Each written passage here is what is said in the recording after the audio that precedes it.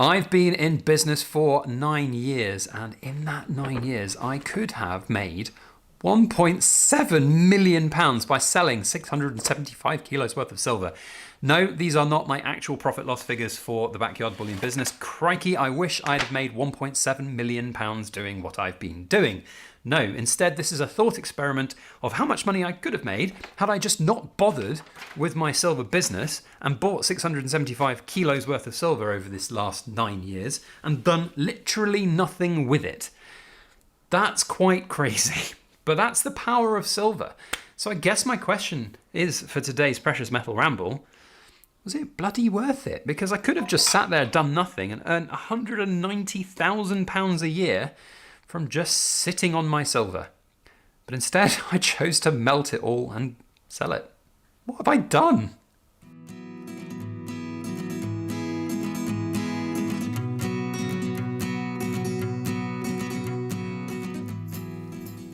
Hello everybody, Backyard Bullion here. Welcome to another Precious Metal Ramble where we have down-to-earth discussions about all things precious and shiny. Now I've got my stock box out here with all of my old bits of silver and for some reason a half torn up business card. No idea why that's in there, but never mind. And it's here for a reason because in this 9 years of being in business, creating gold and silver products, I wanted to do a bit of a reflection to ask the question, was it worth it? Because when you do the maths, if I'd have just bought a bunch of silver 10 years ago and not done any of my business activities over this time, I'd have earned more money just holding the silver than I would have working with all the blood, sweat, tears and toil. We've got some of the old famous number file brown paper that we're going to do some of the maths on to demonstrate that longevity of silver, about how holding silver for a long time is probably better than speculating on silver over a short period of time. And I want to tie that all into being in business for silver, what it's like being in business for silver right now, some of the pitfalls, I was going to try to say, the pits, the lows, the highs, you know what I mean, that come along with being a silver business. And maybe we can learn from the past that help us to make the decisions into the future. Quick reminder for you all to subscribe and like our channel if you are enjoying the content, because we're fast approaching that 100,000 subscriber milestone. We're at nearly 95,000 right now. And I've just finished making our 100,000 subscriber giveaway prize. That'll be revealed in due course. So, has it been worth it over the course of the last 10 years? Let's just quickly do the maths first, because I'll tell you what, let's close the box and do the maths on top of the box. Because I've been in business for 9 years. This is our 10th year now. So we've had 9 full years of selling silver. Now, in the time period that I've been in business, I have sold less over the years as it's gone by because I try to keep under the VAT registration threshold here in the UK, and as prices go up for silver, I can sell less. So my averages every year started around about 100 kilos per year of silver, and last year we did 50 kgs of silver. So on average, across the life cycle of our full 9 years, I can look up the exact figures, but I'm just doing a thought experiment here. It's about 75 kg per year. So 75 times by 9 years is 675 kilos of silver that I have had to buy and retail. That's mental. That is absolutely a lot of silver. And there is no way that I would have been able to just buy that much silver in one go. So that's part of this thought experiment. Now, in these 9 years that I've been in business selling, my average buy price of the raw material, and remember this is an average buy price, this is not currently what I'm paying for my silver in our 2026 pieces, that would be quite an incredible sum, but my average buy price is £30 per ounce, give or take. Now there are 32.15 ounces per kilo because we're working in kilos here, so we have got about an average of 960 odd pounds per kilo. So 960 divided by 32.15, yep, that's about £30 an ounce. So we go 960 per kg as an average buy price. There were some years where it was a lot lower, some years where it was a lot higher. That's just how it is. So we multiply 675 multiplied by 960, and we have a total of £648,000. Now that's not an exact figure, as I said. I could go and look up all the figures throughout my whole bookkeeping and find that exact number. I haven't got time to do that. That's just, it's a thought experiment. So that's how much money I've spent on stock. Now, if I just hold that 675 kilos, and I was getting £3,500 a kilo. Granted, selling 675 individual kilo bars on eBay for 3,500, not an easy thing to do. But if I had done that, I would have made, well, I would have now, are you ready for it? £2,362,500 in sales. Whew. Minus £648,000. I'd have made £1.714 million. Okay, I haven't made that much money in my business in the last 9 years, let me bloody tell you, okay? Now, of course, there would have been some taxes to pay on that. Of course, if I had paid that whole, or sold that whole lump sum, there'd have been things like VAT to factor in, taking off the margins and stuff. But bloody hell, like, that's absolutely mental, okay? Now, if we do 1.7 million, divide that by 9 years, that's £190,000 a year I could have been making from doing nothing. But instead, I did a business where I manufactured silver. Now, this is where we kind of tie this back into sort of the business element of this, because I would not have had the capital to put out that much money back in the early days. Now, to be fair as well, if I had taken, this is an average, of course, working across those 9 years, prices have fluctuated and gone up and down. Back in the earliest years of my silver buying, I was paying about £15 an ounce for my raw material silver. So if we do 15 times 32.15, I was paying about 482. So here, we haven't finished with the maths, I'm afraid. I'm going to do an even bigger thought experiment. So if we'd have paid call it £500 a kilo for that first year in business, 2017, if I'd have bought 675 times 500, I would have had to have spent 337k in raw material. And of course, then we've still got that profit there. So then we've got 675 kilos times £3,000 per kilo profit. Again, that would be 2 million. Okay. £2 million that I'd have made from sitting there doing nothing had I spent £337,000 on some silver. So that, I think, just demonstrates the power of silver over a long period of time. It's about time in the market, not timing the market. But where we bring this back to earth is that I, of course, didn't have £337,000 to put into silver at that particular time. To be quite frank, I don't have £337,000 just to suddenly put into silver right now. But what has happened is, of course, the silver I have owned over that time has appreciated. The investment silver that I've got, the stock that I have here in this box, this is all our historic stock from all of our annual Silver Forum products that we've got, even all the way back to 2017. All of this stock has appreciated in value, of course, over time. And that is what silver does best. It's about that long-term market hold, that long-term sort of protection of wealth almost. But in the last couple of weeks and months, that protection of wealth has been accelerated into quite significant profit gains for people. And there are a lot of people now who are seeing these gains and thinking it's kind of the norm. And I'm starting to see more and more people who are saying, I would say, quite unwise things of, well, silver's going to continue to go up and it's going to double in the next year or less. And so, why shouldn't I go and put £337,000 into silver right now because it's going to double in that time period? I guess my maths works out right now. If we're going to see another doubling of silver, you could just go and put £500,000 worth into silver. You could borrow, you could mortgage your house, remortgage your house. You could put all of this money in. I'm not saying you should, because that is categorically one of the stupidest things that anybody can possibly fathom to do. If you borrow money to buy silver or gold or anything other than realistically borrow money to buy a house, you are asking for trouble. But there are arguments to be said that silver and gold are kind of like a little house. In fact, at some point in my YouTube career, I have likened little bits of silver, little gold bars, little silver bars, as miniature bricks on a house. You put them up together like this, you are essentially buying equity in an asset like a house is. So is it actually a bad idea to do that? Well, the markets will be fickle and they'll go up and they'll go down. Who knows where they will be in that long term? And there is no way that I would have been able to fathom that the market would have changed quite so much if I'd have known it. And this I bring back to a really hilarious thing where I got screwed over by a customer who didn't want to pay my intermediary services.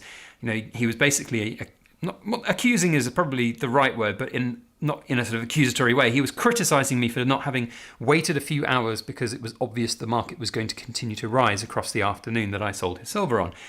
And I'm like, no, if I'd have known that, I'd put every single penny of my net worth on it and cashed out on a day trade. That's just not how the world works. And so if you are looking to get into silver and gold right now, you've got to think about it in a 10-year plan minimum. You've really got to hold it for that long period of time to even fathom about seeing those gains. So if you're borrowing for a 10-year period and you're going to put that leverage upon yourself, upon your family, upon your life, then woe betide you if you suddenly need that money in a given time period. I'm starting to kind of sound like it's almost like it's a viable option. I can't stress highly enough how bad of an idea it is to potentially borrow money to buy silver and gold right now. That is just a categorically bad idea to do. Certainly if you're looking to do it for a short period of time, because the markets are volatile. That is not good. But people do it all the time with businesses. And I suppose in many ways, that's kind of the business model for most businesses. Now, I was very lucky. This is a little bit of the sort of origin story of the Backyard Bullion business. I was very lucky that in 2016, when I started pouring some silver, I had I still have a very supportive wife. Made it sound like I didn't have a supportive. She's very supportive. She, like I said in my video the other day with Leo Gantz, there are a lot of men in this world who are turning to their wives at the moment and saying, "Ha, I told you so." She's very happy with some of the investment returns on the silver. But she was very supportive in my decision to stop gainful employment and have a midlife crisis and then find a hobby that turned into a business. And that business was made out of our own debt-free cash. I was made to do a business plan by Mrs. Backyard Bullion. She made me write a Dragon's Den style pitched to her, and then she allowed us to invest our own capital into the business. So we kind of borrowed money from ourselves in that respect, and we were able then to get it going. But for the first 4 years, 5 years even, it was actually 2020, kind of late 2020, when I actually started withdrawing cash from the business to, my own income in that sense, because every penny that we had in the business was rolled up back into investing in more stock. Because, like I said at the beginning of my example here, I did not have the capital at the time to get this much stock. So my original business plan was for £10,000, and then it was rolled over. 10,000 buys, 12,000 worth of sales. That rolls over into buying more stock, and so on and so on and so on. And then it just steamrolls to the point where in 2020 I had enough sales in that year that I didn't need to spend all of it on restock. So I was able to withdraw money from the business, which is fantastic. Now, as I said in this thought experiment, I could have sat there and done nothing and earned £1.7 million over this time period had I not sold any of my products. And that is even on the sort of cost averaging. But again, I wouldn't have been able to buy that much silver without selling it, rolling that money up and into the business. That's my premise here. So what I say is, if you are looking at getting into the business of silver, be as debt-free as you can. Debt-free as much as you can in any aspect of life right now. I'm so much an advocate of debt-free living. It is the best thing that you can possibly do. There are, of course, exceptions around things like mortgages. If you have to have a mortgage, make sure you're getting the right product. I'm not here to give mortgage advice, but get the right product, and make sure you do the maths about overpaying your product, whether it's worth overpaying your mortgage, whether it's worth doing so against any overpayment penalties or early repayment penalties. And of course, the other counter argument of overpaying your mortgage is that if you are overpaying it, the money that you are overpaying it with could be invested in other things and earn you more instead of reducing the amount that you would pay on your mortgage. So there's a whole host of different things to think about for mortgage. Mortgages are probably the only exception to the rule, because we all need somewhere to live, and because you're buying an asset with that money, you've got less chance of it being something that's a risk over time, because hopefully that asset will grow or at least hold its value over time. Now that can be said for silver as well, but it's a lot more volatile, and it is, of course, a lot more at risk because of the premiums that are attached to silver and the liquidity of silver. A lot of people think silver is great to buy at whatever price, and I see a lot of people right now buying it with the full VAT, the full dealer premium on it, and they're like, I don't care because it's going to go to £300-400 an ounce. And again, with this argument of I could just borrow £500,000 right now, it's going to double. I'll spend £100,000 on financing the loan that I might buy that £500,000 of silver with, and then in a 10-year period I'll sell it and I'll make £1 million or make £500,000 profit. No, I don't think that's a wise course of action. What if you can't finance that loan? What if you you have to finance that loan along the way as well. Let's not just remember you haven't got just a capital return payment here. It's not like you borrow £500,000 today and you pay back that £500,000 plus interest at the end of the loan period. You've got to finance that loan across the time span. So cash flow is the real kind of argument here of being in business. So yeah, pretty crazy really to think that I could have done nothing for 9 years and earned £190,000 a year if I'd had the capital to put that money in. But therein lies the first world problem. We don't have that capital a lot of the time to do that. And right now we're still in business. And the future of where we're going to be with things like the poured silver business is quite difficult to see. I mean, the prices where they are, it's going to be hard. It's going to be hard to restock. I mean, it's already hard for me to restock. I've been trying to restock for the 2026 releases. And again, with restocking, and then of course you've got, I've got a delay basically is what I'm trying to say. I manufacture my pieces ahead of time, and I'm sort of a bit beholden this year to whether or not I make a profit at all, which is a really sad thing to kind of look at. Am I stopping? I could just stop. I could have just called it quits and taken the raw material that I already have and be happy with that.